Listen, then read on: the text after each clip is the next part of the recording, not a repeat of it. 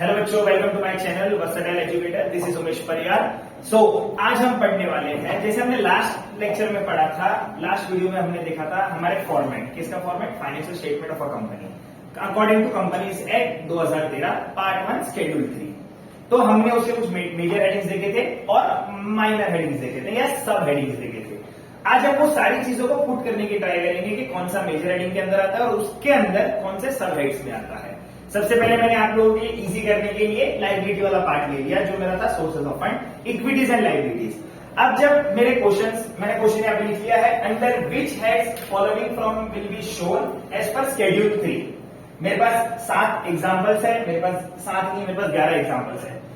पहला है डिवेंचर, दूसरा है पब्लिक डिपॉजिट, तीसरा कैपिटल रिजर्व, फोर्थ है interest accrued and due on debentures, fifth है सन्ड्री क्रेडिटर्स, सिक्स्थ है करंट लायबिलिटीज, सेवेंथ है बिल्स पेएबल, एट्थ है प्रॉफिट एंड लॉस का credit balance, profit and loss का debit balance, outstanding salary and provision for tax.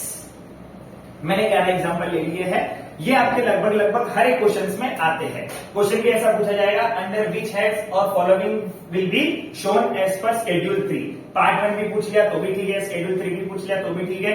Balance sheet पूछेंगे कि balance sheet होगा या रेवेन्यू स्टेटमेंट होगा, तो बैलेंस शीट के हिसाब से देखते हैं अपने पास। अब जब लायबिलिटी की बात करते हैं तो अपने पास 3 मेजर हेडिंग थे लायबिलिटी में।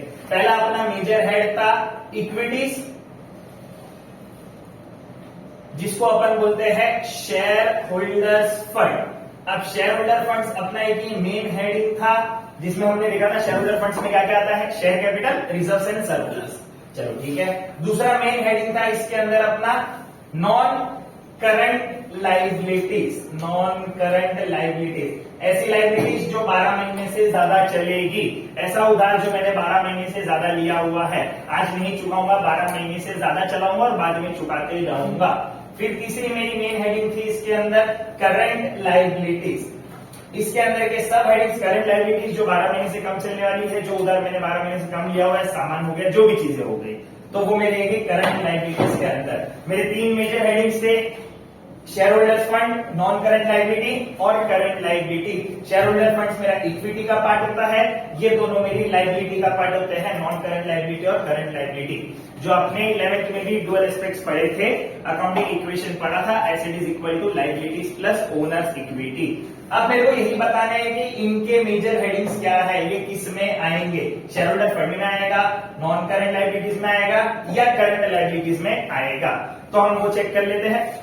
अब मेरे सब हेडिंग्स क्या क्या होने वाले हैं। सब हेडिंग्स के लिए मैंने लास्ट वाले वीडियो में सारी चीजें बताई थी। मेरी सब हेडिंग्स क्या है, जैसे शेयर होल्डर फंड में है share capital, reserves and surplus. Non current liability में long term borrowings, long term provision, deferred tax liability, other non current liability. Current liability में मेरे क्या थे, short term provisions, short term borrowings, inventories, trade payables और other current liability. ये सब मेरी सब हेडिंग्स है। तो हम पुट करना ट्राई करते हैं, चालू करते हैं कि मेरा मेन हेडिंग्स के अंदर क्या क्या आएगा और सब हेडिंग्स के अंदर क्या क्या आ जाएगा। मैं लिख लेता हूं यहाँ पे मेन हेडिंग, मेन हेड और सब हेड। तो सबसे पहला जब मैं डिवेंचर्स की बात करता हूं, डिवेंचर कल जब हमने लास्ट वीडियो में देखा था, डिवेंचर वो पैसा होता है जो मैं पब्लिक से लेता हूं एज अ लोन। अब लोन है तो ऑब्वियस सी बात है लंबे समय तक चलेगा, लंबे समय तक चलेगा। लंबे समय से मतलब है कि 12 महीने से ज्यादा चलेगी कोई चीज। तो अगर मैं इसको मैं बोलूं 12 महीने से ज्यादा चलेगा, मेरा मेन हेडिंग जो मेरे 3 मेन हेडिंग थे, share holder fund, non current liability, current liability, इसमें से मेन हेडिंग क्या हो जाएगा, नॉन करंट लायबिलिटी। सही है, नॉन करंट लायबिलिटी। मैं जब किसी लोगों से पैसा लूंगा या लोन लूंगा तो मैं लंबे समय के लिए लूंगा, जो ज्यादा समय तक चलना चाहिए। अब नॉन करंट लायबिलिटी के अंदर आ तो गए अपन। सो पहले सारे मेन हेडिंग सीख देते हैं। पब्लिक डिपॉजिट की बात करेंगे। जैसे मैंने लोगों से डिवेंचर के नाम पे लोन लिया था, वैसे मैं पब्लिक डिपॉजिट के नाम पे भी लोन लेता हूं कि आप पैसा डिपॉजिट करो। हाँ, फर्क क्या है कि डिवेंचर जब मैं लेता हूं तो कोई चीज मॉर्गेज रखता हूं, उसके अगेंस्ट में एसेट पे चार्ज करूंगा। जब मैं पब्लिक डिपॉजिट लूंगा तो मैं कोई मॉर्गेज नहीं रखूंगा, सारा पब्लिक का रिस्क होगा। पैसा इन्वेस्ट करो, कंपनी का स्टेटमेंट देख के आपको ट्रस्ट है, आप पैसा इन्वेस्ट कर सकते हो, नहीं तो मत करो, कोई जोर जबरदस्ती नहीं है। तो इसको भी मैं क्या मानूंगा, नॉन करंट लायबिलिटी। अब जब अकाउंट्स की बात करते हैं तो अकाउंट्स में सारी चीजें क्लियरली मेंशन होगी। अगर पब्लिक डिपॉजिट शॉर्ट टर्म के लिए बोला हुआ है तो ये करंट लायबिलिटी का पार्ट बन जाएगा। अगर मेरे को कुछ भी नहीं बोला हुआ है, मेरे को बाय डिफॉल्ट इसको किसमें कंसीडर करना है, non current liability. Capital reserve, नाम में ही रिजर्व है। रिजर्व किसका पार्ट था, शेयर होल्डर फंड का। तो तीसरे वाले का मेरा मेन हेडिंग हो जाएगा शेयर होल्डर्स फंड। तीसरे वाले का भी हो गया मेरा शेयर होल्डर्स फंड। चौथा आ गया मेरा interest accrued and due on debenture. अब डिवेंचर मैंने ले लिया, साल भर मैंने कोई चीज यूज की, उस साल मेरे को उसका इंटरेस्ट पे करना है, मैं इंटरेस्ट पे करूंगा उस साल के अंदर। अब मेरा फाइनेंशियल ईयर खत्म हो गया, एक एक साल का मेरा इंटरेस्ट होता है, जो भी चीज एक साल के अंदर की होगी वो कौन सी हो जाएगी, करंट लायबिलिटी, राइट। तो interest accrued and due on debenture, debenture पे कोई इंटरेस्ट पैदा हो गया पर अब तक मैंने पे नहीं किया है, उस साल का था, उस फाइनेंशियल ईयर का था, मेरे को पे करना है, तो इसका मेन हेडिंग में क्या आ जाएगा, करंट लायबिलिटीज। 12 महीने के अंदर 12 महीने चलाया और मेरे को उसका इंटरेस्ट पे करना है। सेम सन्ड्री क्रेडिटर्स, ऐसे क्रेडिटर्स, ऐसे लोग जिनसे मैंने मेरे बिजनेस के लिए जो मेरे को सामान बना के बेचना था वो मैंने खरीदा है। किस पे खरीदा है, उधार पे खरीदा है, क्रेडिट पे खरीदा है, तो वो मेरे से पैसे मांगने वाले हैं, पैसे मांगने वाले हैं। अब क्या वो मेरे से पैसे ऐसा मेरे को बोल के सामान देंगे कि आप साल भर बाद पैसा दे देना, नो, वो मेरे को टाइम देंगे एक साल के अंदर का ही, 4 महीना, 3 महीना, 5 महीना, जो भी उस क्रेडिटर का टाइम फ्रेम होगा। तो क्रेडिटर्स एक साल के अंदर की हो गई, इसका मेन हेडिंग भी क्या आ जाएगा, करंट लायबिलिटीज। अब आगे चलते हैं, करंट लायबिलिटीज, नाम ही करंट लायबिलिटी है, मेन हेडिंग करंट लायबिलिटी है, तो इसके करंट मेन हेड में क्या आ जाएगा, करंट लायबिलिटी ही आएगा। अगर ऐसे ही मेरे को सिर्फ नॉन करंट लायबिलिटी दी हुई है तो उसका मेन हेडिंग ऑटोमेटिकली क्या बन जाएगा, नॉन करंट लायबिलिटी।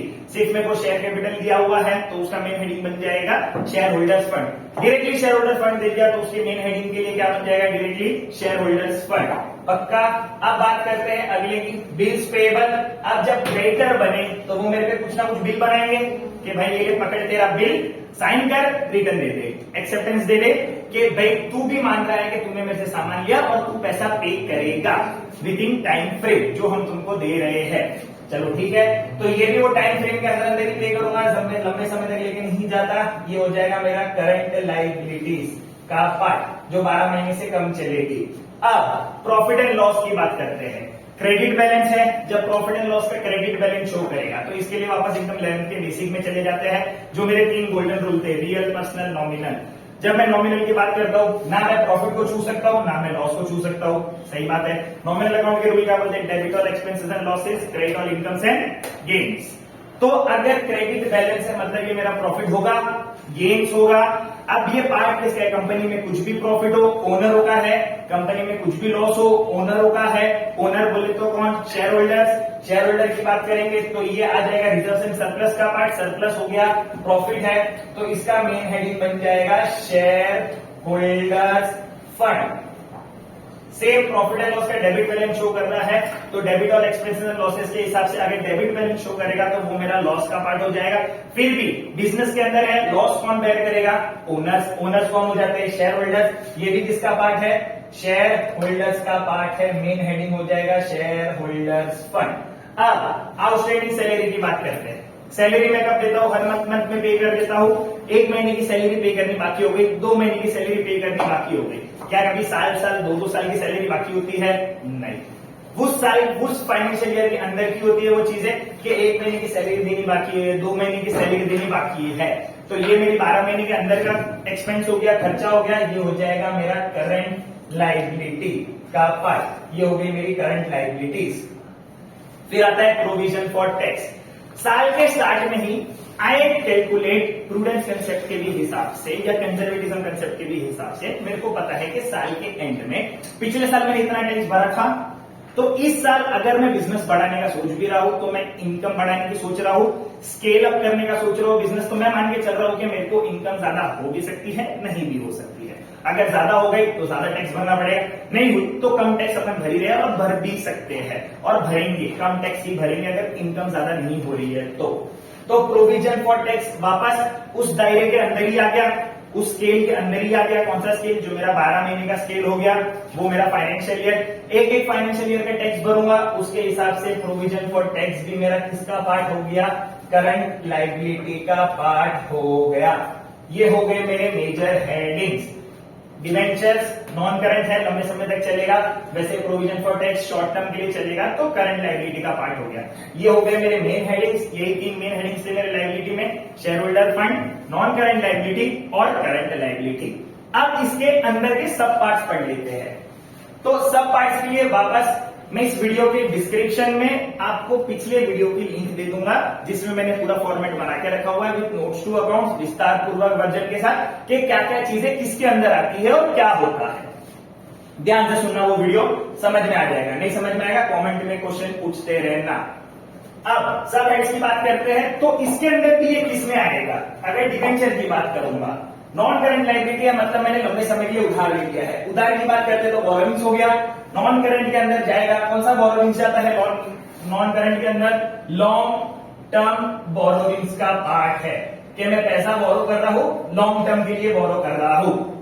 तो ये मेरा सब हेड हो गया नॉन करंट लायबिलिटी के लिए लॉन्ग टर्म बोरोविंग्स। कौन सा?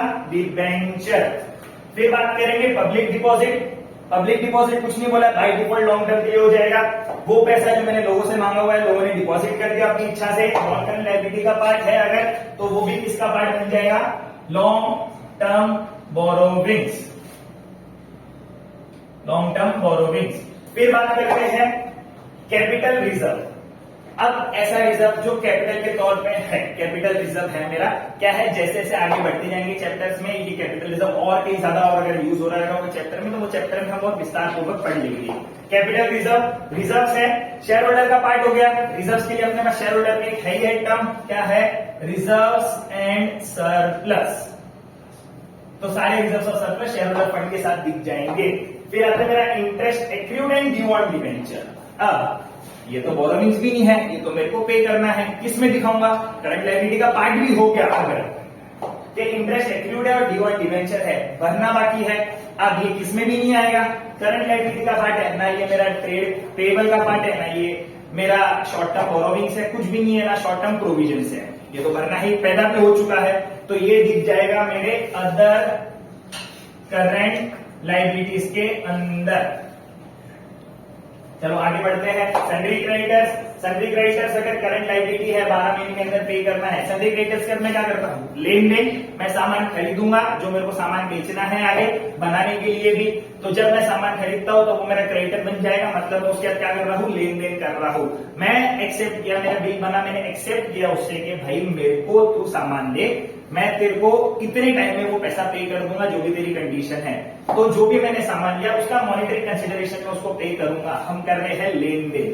तो ये जब करंट लायबिलिटी का पार्ट बनेगा, तो लेन देन की जब बात करते हैं तो किसमें आ गया? ट्रेड में आ गया, कि हमने ट्रेड किया और मैं एक्सेप्टेंस देता हूं कि मैं तेरे को पैसा पे करूंगा। कर रहा हूं क्या अब तक? नहीं करूंगा, इसलिए वो सन्ड्री क्रेडिटर्स के नाम पे बैलेंस शीट में शो हो जाती है। फिर बात करेंगे करंट लायबिलिटी। करंट लायबिलिटी तो मेन हेडिंग ही है, तो इसके साथ में कुछ भी नहीं आएगा, डैश। फिर बात करते हैं बिल्स पेएबल। वापस वही क्रेडिटर्स ने बिल बनाया था, अगर क्रेडिटर्स करंट लायबिलिटी का पार्ट है, करंट लायबिलिटी के पार्ट में वो भी मेरा क्या बन जाएगा? बिल क्यों बना था? क्योंकि मैंने उनसे लेन देन किया था और मैंने वो बिल पे साइन करके एक्सेप्टेंस दिया था कि मैं पैसा पे करूंगा, कर दूंगा, ठीक है। प्रॉफिट एंड लॉस की बात करते हैं। क्रेडिट बैलेंस है, शेयर होल्डर फंड का पार्ट है, प्रॉफिट भी हुआ तो भी ओनर लेंगे, लॉस हुआ तो भी ओनर लेंगे। प्रॉफिट होता है तो वही ओनर में रिजर्व एंड सरप्लस में प्रॉफिट बैलेंस दिखेगा, प्लस बैलेंस दिखेगा, पॉजिटिव बैलेंस दिखेगा। अगर लॉस है, प्रॉफिट एंड लॉस का डेबिट बैलेंस और लॉस है, तो शेयर होल्डर फंड के अंदर फिर भी रिजर्व एंड सरप्लस में दिखेगा, पर कौन सा बैलेंस शो होगा? नेगेटिव बैलेंस शो होगा। नेगेटिव बैलेंस के नाम पे शो होगा। नेगेटिव बैलेंस कैसे शो होगा? अकाउंट में हम सारे नेगेटिव बैलेंस शो करने के लिए आजू बाजू में ब्रैकेट बना देते हैं जब हम अकाउंट या अमाउंट बताते हैं। आउटस्टैंडिंग सैलरी, पैसा देना बाकी है, करंट लायबिलिटी का पार्ट है, कोई बोरो वगैरह नहीं किया हुआ है, बस पैसा देना बाकी है, कुछ भी नहीं था मेरे पास और, तो मैं ये भी दिखा दूंगा अदर करंट लायबिलिटीज में कि पैसा देना बाकी है, दे दूंगा। Provision for tax. अब प्रोविजन है, नाम में क्या है? प्रोविजन, मतलब मैंने ऑलरेडी पहले से प्रोविजन क्रिएट करके रखा था, मेरे को पता था उस साल में मेरे को इनकम होने वाली होगी, हो भी जाएगी तो मैं उतना टैक्स पे कर दूंगा जितना मैं सोच के रखा है। प्रोविजन है, करंट लायबिलिटी है, करंट लायबिलिटी में मेरा कौन सा प्रोविजन आता है? Short term provision. तो ये थे मेरे मेन हेडिंग्स, मेजर हेडिंग्स और सब हेडिंग्स। होप सो आपको समझा होगा ये वीडियो। तो वीडियो अच्छी लगी हो तो लाइक करना, शेयर करना, सब्सक्राइब करना और बेल आइकन क्लिक कर दो, अगली वीडियो फटफट आ जाएगी। Bye bye.